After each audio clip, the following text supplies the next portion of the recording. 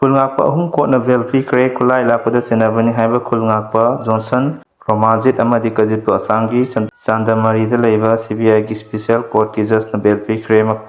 Manipur Police Training Center amadi Moirangi Naran Senada leiba IRB gi dagi khulai lakiba mei lenana makoi ahumgi mathakta CBI Kolkata na case ama register lakutna leirakibani khul ngakpa mioi ahum asigi council oiba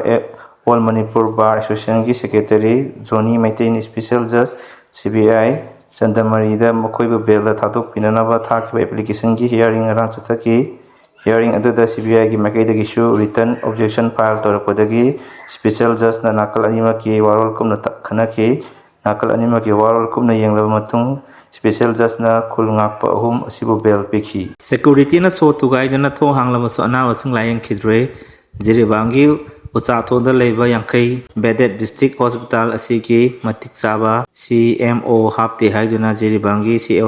CSO singna loinana District Hospital Monitoring Committee na hospital asigi CMO office yauna OPD thong londuna lakiba adu ngasi security singna thong tugaiduna thong hangkre adum oinamak OPD thong hanglabasu anabasing laing kidre amaronda matik saba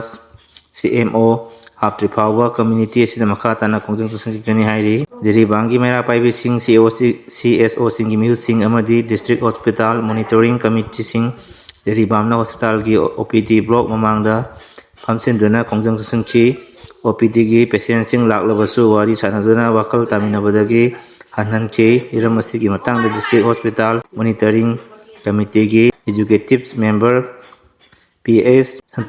Santosirina Pongtoki Bada Security na so tugaiduna OPD hanglabasu patient sing wakal taminarba matung emergency na tabana yamgi damakta changsaliba kongjang asida sakutuna numit kharani ngaibada yanaduna hanaki mahana makha taraduna matik saba Dr. Amasung CMO ANBU in charge oina thabak tohanbiganu awat Dr. Amadi infrastructure sing enkhatpiu haidana matam kuinidagi lengak taksundar lakibani adu ngasi pawa thabak Pakalaktre Amaromda 50 bedded hospital High Libra Natraga District Hospital High Libra High Bakangbagamdana Amadi 50 bedded hospital Haibasu Lepam Topa Doctor Equipment Sing Lake Triba Si Lehenbiu Haina Taksanduna Laklabasu Lengana Tasin Kangjanadan Lady Committee Asina Changsaliba Kongsang Asimyang Gini Amadi Makata na Kongsang Changsangikani Hairi